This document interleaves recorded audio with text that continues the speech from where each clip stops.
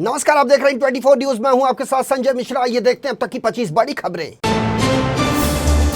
राजस्थान के अजमेर में ट्रेन हादसे की खबर बताया जा रहा है कि मदार रेलवे स्टेशन के पास साबरमती आगरा सुपरफास्ट ट्रेन की मालगाड़ी से हुई टक्कर। इस टक्कर के बाद पटरी से उतर गए यात्री ट्रेन के 4 डिब्बे और इंजन। हादसे में कोई हताहत नहीं, लेकिन बड़ी संख्या में यात्री हुए घायल।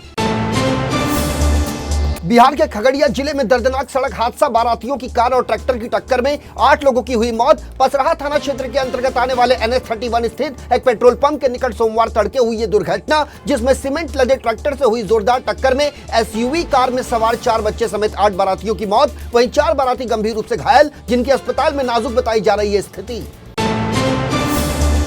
पुणे बेंगलुरु हाईवे पर हुआ भीषण सड़क हादसा। तेज रफ्तार से आ रहे ट्रक ने मजदूरों को कुचला। हादसे में 4 लोगों की हुई मौके पर ही मौत, जबकि 8 लोग गंभीर रूप से हुए घायल। मृतकों में 40 वर्षीय सचिन धनवाड़े, 50 वर्षीय बाबालाल इमाम मुजावर, 32 वर्षीय विकास वड और 60 वर्षीय श्रीकेश्वर पासवान है शामिल। फिलहाल घायलों को इलाज के लिए अस्पताल में कराया गया है भर्ती।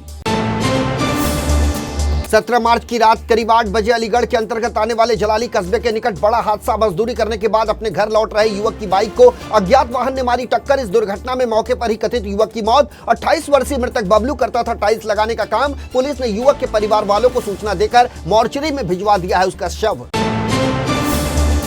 होली त्योहार से पहले ही देश में मौसम ने बदलना शुरू कर दिया है अपना रंग। उत्तर भारत समेत दिल्ली NCR में गर्मी ने दे दी है दस्तक। भारतीय मौसम विज्ञान विभाग यानी IMD ने भी अगले 5 दिनों में राजधानी में अधिकांश स्थानों पर 2 से 3 डिग्री सेल्सियस तक पारा बढ़ने का अलर्ट किया जारी।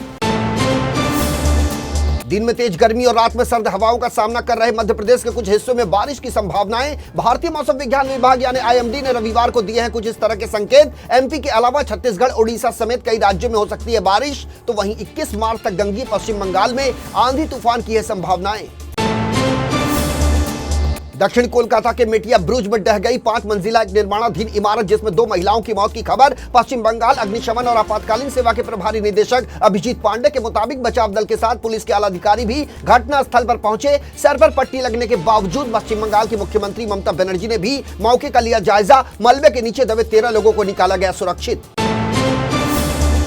देश भर में 1 करोड़ घरों को रोशन करने के उद्देश्य से की गई थी प्रधानमंत्री सूर्य घर योजना की घोषणा, जिसके बाद अब इस योजना का लाभ लोगों तक पहुंचाने के लिए डाक विभाग को दी गई है। इसकी जिम्मेदारी डाक विभाग अपने फील्ड स्टाफ के जरिए घर घर जाकर करेगा सर्वेक्षण और लोगों को योजना के फायदों के बारे में बताकर मोबाइल एप्लीकेशन पर करेगा उनका रजिस्ट्रेशन। चालू वित्त वर्ष समाप्त होने में बचे हैं अब कुछ ही दिन। 31 मार्च 2024 को चालू वित्त वर्ष के साथ साथ कई जरूरी काम की डेडलाइन भी हो रही है समाप्त। उनमें से एक है GST कंपोजिशन स्कीम की डेडलाइन। मौजूदा GST टैक्स पेयर 31 मार्च तक वित्त वर्ष 2024-25 के लिए GST कंपोजिशन स्कीम को कर सकते हैं चयन। सुप्रीम कोर्ट ने धन शोधन मामले में आम आदमी पार्टी के नेता सत्येंद्र जैन की नियमित जमानत वाली याचिका को सोमवार को कर दिया खारिज। यही नहीं, सत्येंद्र जैन की सभी याचिकाएं सर्वोच्च न्यायपालिका ने कर दी खारिज। अब उन्हें जल्द ही करना होगा सरेंडर। जैन को सुप्रीम कोर्ट ने तत्काल सरेंडर करने का दिया है आदेश। अब जेल में ही मनेगी सत्येंद्र जैन की होली। दरअसल मनी लॉन्ड्रिंग मामले में स्वास्थ्य के आधार पर साल भर से जमानत पर थे सत्येंद्र जैन।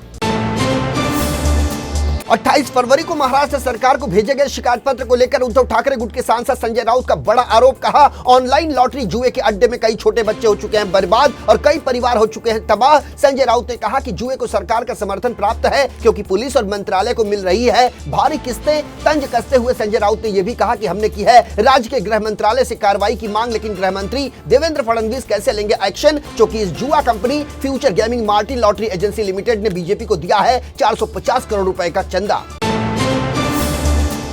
आंध्र प्रदेश में जनसभा को संबोधित करते हुए प्रधानमंत्री नरेंद्र मोदी का बड़ा बयान। कहा, क्षेत्रीय आकांक्षाओं को साथ लेकर देश की प्रगति के लिए काम कर रहा है राष्ट्रीय जनतांत्रिक गठबंधन। पीएम मोदी के अनुसार चुनाव के बाद तीसरे कार्यकाल के दौरान कई और बड़े फैसले लेगा भारत। पीएम मोदी ने पलेनाडु जिले के बोपुड्डी गांव में कहा, विकसित भारत और विकसित आंध्र प्रदेश बनाना है एनडीए का मुख्य लक्ष्य। कांग्रेस नेता राहुल गांधी ने विरोधियों और पूर्व मित्रों पर कटाक्षों के साथ किया मुंबई में भारत जोड़ो न्याय यात्रा का समापन। महाराष्ट्र के पूर्व मुख्यमंत्री और सांसद अशोक चौहान का नाम लिए बिना राहुल गांधी ने दिया संकेत। कहा, केंद्रीय जांच एजेंसियों से बचने के लिए बीजेपी में शामिल हुए हैं अशोक चौहान। राहुल गांधी ने मुंबई में एक विशाल भीड़ को संबोधित करते हुए कहा कि एक शक्ति से हो रही हमारी लड़ाई। शक्ति का संदर्भ देते हुए राहुल गांधी ने कहा कि एक राजा की आत्मा ईवीएम, ईडी, सीबीआई और आयकर विभाग में है निहित। तेलंगाना में एक जनसभा को संबोधित करते हुए प्रधानमंत्री नरेंद्र मोदी ने कांग्रेस के नेता राहुल गांधी पर जमकर साधा निशाना कहा। राहुल गांधी का कहना है कि उनकी लड़ाई है शक्ति के खिलाफ, तो मैं राहुल की चुनौती को करता हूं स्वीकार। इस शक्ति को बचाने के लिए मैं लगा दूंगा अपने जान की बाजी। पीएम मोदी ने कहा कि कांग्रेस ने तेलंगाना को बना दिया है अपना एटीएम स्टेट। यहां से लूटे गए पैसों का कांग्रेस झूठ और साजिश के लिए करती है इस्तेमाल। मुंबई में इंडिया गठबंधन और राहुल गांधी की भारत जोड़ो न्याय यात्रा की रैली को बिहार के पूर्व डिप्टी सीएम तेजस्वी यादव ने भी किया संबोधित। कहा, देश के संवैधानिक संस्थाओं का किया जा रहा है हाईजैक और चुनी हुई सरकारों की हो रही है खरीद फरोख्त। विपक्ष को ईडी सीबीआई से डराकर तोड़ा जा रहा है और सच नहीं केवल चलाया जा रहा है झूठ। ऐसे समय में राहुल गांधी ने देश के संविधान को बचाने के लिए जो यात्रा की है, इसके लिए हम देते हैं इनका दिल से धन्यवाद। राजस्थान कांग्रेस के प्रदेश महासचिव अमीन पठान को राजकार्य में बाधा डालने के मामले में रविवार को अनंतपुरा पुलिस ने किया गिरफ्तार। इसके बाद उन्हें अवकाशकालीन कोर्ट में किया गया पेश, जहां से अमीन पठान को न्यायाधीश ने जेल भेजने का दिया आदेश। इस दौरान कोर्ट ने उनकी जमानत अर्जी को भी कर दिया खारिज। राजस्थान की अनंतपुरा पुलिस के मुताबिक कांग्रेस के नेता अमीन पठान के फार्म हाउस पर कार्रवाई करने के लिए पहुंची थी वन विभाग की टीम, जिनके साथ अमीन पठान और उनके परिवार के लोगों ने गाली गलौज करके पहुंचाई राजकार्य में बाधा। इसके बाद पुलिस ने मामला दर्ज कर शुरू कर दी कार्रवाई। अमीन पठान ने हाल ही में भारतीय जनता पार्टी को छोड़कर ज्वाइन की थी कांग्रेस पार्टी। रेव पार्टी में नशे के लिए सांप के जहर का इस्तेमाल करने को लेकर यूट्यूबर एल्विस यादव पहुंच गए जेल की सलाखों के पीछे। सांप के जहर के मामले में गिरफ्तार यूट्यूबर एल्विस यादव ने नोएडा पुलिस द्वारा की गई पूछताछ में कबूला अपना जुर्म। दरअसल पिछले साल 3 नवंबर को नोएडा सेक्टर 49 थाने में दर्ज प्राथमिकी में नामजद 6 आरोपियों में से एक हैं 26 वर्षीय एल्विस यादव। सेंट्रल दिल्ली के दरियागंज आईटीओ मार्ग पर शराब के नशे में धुत एक पुलिसकर्मी द्वारा वाहन चलाने और कई वाहनों को टक्कर मारने का मामला आया है सामने। इसकी सूचना मिलने के बाद आरोपी पुलिसकर्मी के खिलाफ शराब पीकर गाड़ी चलाने और कई वाहनों को टक्कर मारने के आरोप में दर्ज किया गया है मुकदमा। दिल्ली पुलिस से मिली जानकारी के मुताबिक दिल्ली पुलिस के विशेष प्रकोष्ठ में हेड कांस्टेबल के पद पर कार्यरत है आरोपी पुलिसकर्मी के खिलाफ मोटर वाहन अधिनियम की धारा 185 के तहत की गई है कार्रवाई। गुजरात यूनिवर्सिटी के हॉस्टल में पढ़ने वाले विदेशी छात्रों पर हमले की घटना के बाद अधिकारियों ने विदेशी छात्रों के लिए किया सलाहकार समिति का गठन। इसी के साथ उन्होंने विदेशी छात्रों को नए हॉस्टल में स्थानांतरित करने का किया फैसला। फिलहाल यूनिवर्सिटी ने सुरक्षा एजेंसियों को अपने हॉस्टल ब्लॉक की सुरक्षा मजबूत करने के लिए दिया पूर्व सेना कर्मियों को तैनात करने का निर्देश। दिवंगत सिंगर सिद्धू मूसेवाला के माता पिता ने अपने नवजात बेटे का किया वेलकम, तो खुशी के मारे झूम उठी पंजाब और पूरी एंटरटेनमेंट इंडस्ट्री। दरअसल सरदार बलकौर सिंह सिद्धू और चरण कौर के दूसरे बेटे के जन्म को देखा जा रहा है। दिवंगत सिद्धू मूसेवाला की दुनिया में फिर से वापसी के रूप में चारों ओर से न्यूबॉर्न बेबी के लिए मूसेवाला की फैमिली को मिल रहा है ढेर सारा प्यार, आशीर्वाद और खूब बधाइयां। 25 मार्च 2024 को लग रहा है इस साल का पहला चंद्र ग्रहण। संयोग से इसी दिन है होली का भी त्योहार। 25 मार्च को सुबह 10:23 से शुरू होगा ये चंद्र ग्रहण, जो दोपहर 3:02 पर होगा समाप्त। जानकारों के मुताबिक यह है एक उपछाया चंद्र ग्रहण जिसे भारत में नहीं देखा जा सकेगा, इसलिए होली के त्योहार पर भी नहीं होगा इसका प्रभाव। लेकिन ज्योतिषी की दृष्टि से ग्रहण की घटना को नहीं माना जाता है शुभ, इसलिए खास तौर से इस दिन गर्भवती महिलाओं को ज्योतिषाचार्यों ने दी है विशेष सावधानी बरतने की सलाह। रॉयल चैलेंजर्स बैंगलोर ने महिला प्रीमियर लीग 2024 फाइनल में दिल्ली कैपिटल्स के खिलाफ हासिल की बड़ी जीत। टूर्नामेंट जीतने पर आरसीबी पर जमकर हुई पैसों की बारिश, तो वहीं दिल्ली कैपिटल्स के हाथ लगे 3 करोड़ रुपए। आरसीबी की ही 2 अन्य खिलाड़ियों ने जीती पर्पल और ऑरेंज कैप।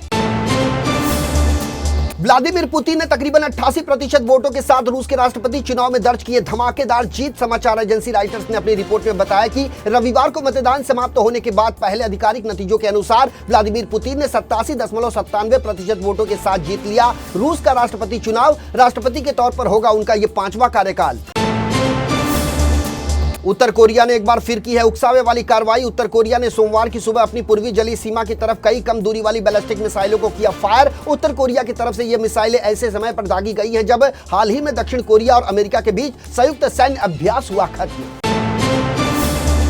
तो ये थी अब तक की 25 बड़ी खबरें। देश और दुनिया की ताजा तरीन खबरों के लिए बने रहिए N24 न्यूज के साथ। मुझे यानी संजय मिश्रा को दीजिए इजाजत। नमस्कार।